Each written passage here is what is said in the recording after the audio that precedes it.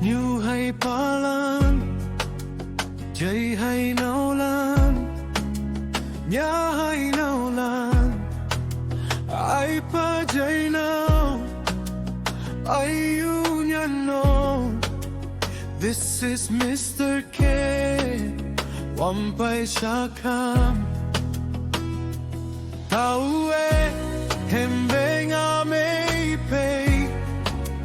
Moila na shay Te ake mayen mang pu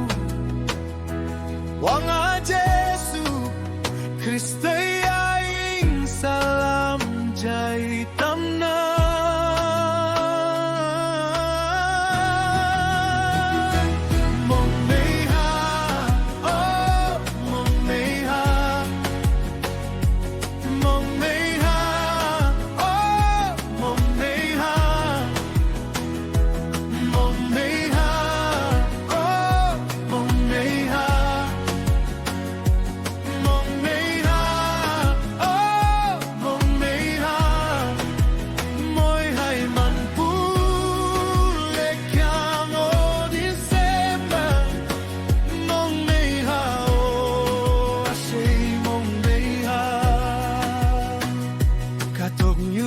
Sopele mong mepu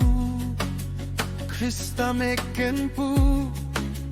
Christian lana she Wanga Jesu Jing mei ang pa Puputane hong li Mong mei pupe Menyisha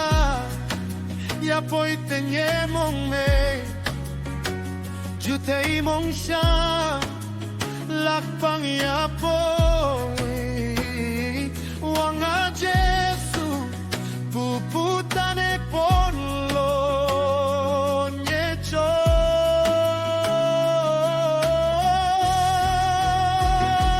Mong meiha Oh mong meiha Mong meiha Oh mong meiha Mong meiha, oh mong meiha Mong meiha, oh mong meiha Moi hai man pu le kyang o December Mong meiha, oh say mong meiha Katonyo a say tang me Ching mei pei pu ang pa Jesu Ken pu